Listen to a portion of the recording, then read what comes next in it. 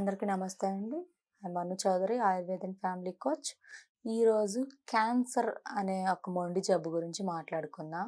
So, ఈ క్యాన్సర్‌ని మన పాత రోజుల్లో రాచపుండు అని కూడా పిలుస్తారు. సో, ఈ క్యాన్సర్ అనే ఈ మహమ్మారి చాలా మందిలో ఇప్పుడు మనకు కనిపిస్తుంది. అండ్ దీని బారిన పడ్డ వాళ్ళు లైక్ వీళ్ళకి తెలియకుండానే వీళ్ళు చివరి స్టేజ్‌కి వెళ్ళిపోవడం అండ్ దీన్ని క్యూర్ చేసుకునే అర్థం కాని డైనమాలో ప్రతి ఒక్కళ్ళు ఉన్నారు. సో, అయితే ఈ క్యాన్సర్ అనేది ఫస్ట్ మనకి సెల్ డివిజన్ అనేది ఎప్పటికప్పుడు జరుగుతూ ఉంటది. సో, సెల్ టు సెల్ అనేది మనకు వస్తూ ఉంటది.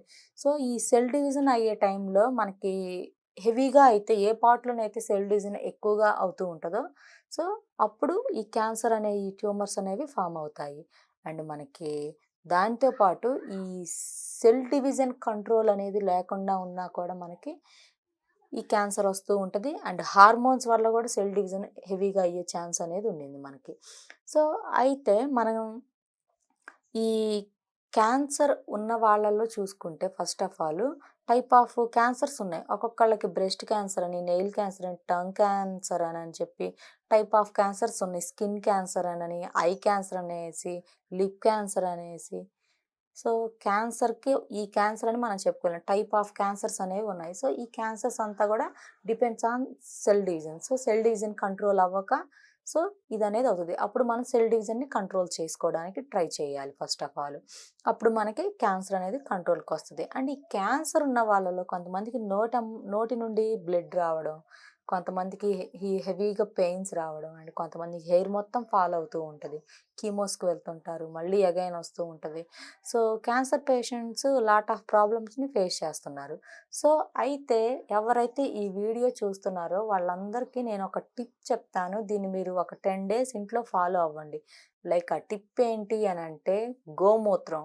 అంటే మీకు గోమూత్రం ఐడియా ఉంటది కదండీ! సో, గోమూత్రం 1 లీటర్ తీసేసుకొని అందులో మీరు తెల్ల గలిజేరు ఐడియా ఉంటది కదండీ! లైక్ పునర్నవ అని కూడా అంటారు. సో, ఈ తెల్ల గలిజేరుని చక్కగా అంత ముద్దలాగా నూరుకొని అందులో వేసేసుకోండి. ఆ గోమూత్రంలో పసుపు కొమ్ములు ఉంటాయి కదా! పసుపు కొమ్ములను మెత్తగా నూరేసేసి, సో, ఈ పసుపు కొమ్ములను కూడా మీరు ఆ గోమూత్రంలో కలిపేయండి. తరువాత నల్ల మిరియాలు. సో, నల్ల మిరియాలు చక్కగా నూరేసేసుకొని, ఆ మిరియాల పొడి ఒక చిటికెడు అందులో వేసేసి, మొత్తం గూడా బాగా మరగనించేసి, వడకట్టి, ఆ కషాయాన్ని 3 పూట్ల 3 గ్లాసులు గినక తాగారనుకోండి, ఈ సెల్ డివిజన్ కంట్రోల్ అవుతూ ఉంటది. అండ్ మీకు అదర్ ప్రాబ్లమ్స్ కూడా కంట్రోల్ అయ్యి, ఈ క్యాన్సర్ నుంచి కొంత రిలీఫ్ రావడానికి మీకు ఛాన్సెస్ అనేవి ఉన్నాయి. సో, ఈ టిప్ పాటించండి. ఆల్మోస్ట్ ఇదనేది కంట్రోల్ అవుతది. అండ్ ది సెకండ్ టిప్ వచ్చేసి క్యాన్సర్ సెల్స్ కంట్రోల్ అవ్వాలి అనంటే fasting is the best medicine.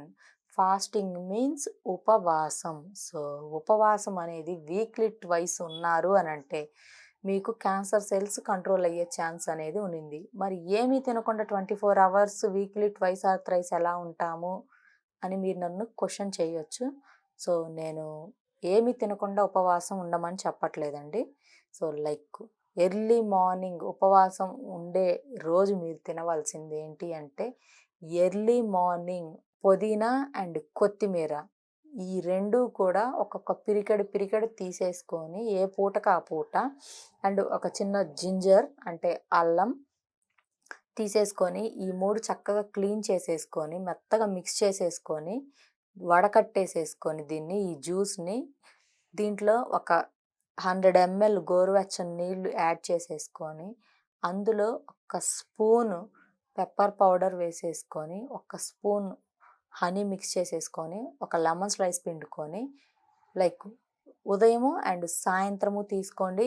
తాగగలిగిన వాళ్ళైతే 3 పూటలు కూడా దీన్ని తీసుకోవడం వల్ల క్యాన్సర్ సెల్స్ అనేవి కంట్రోల్ అయ్యి క్యాన్సర్ రాకుండా ఇది ప్రికాషన్‌లా మీకు పనిచేస్తూ ఉంటది. అండ్ స్టార్టింగ్ స్టేజ్‌లో ఉన్నోళ్ళకి కూడా క్యూర్ అయ్యే ఛాన్స్ అనేది కొంతవరకు ఉండింది. సో, ఈ టిప్స్ ఫాలో అవ్వండి.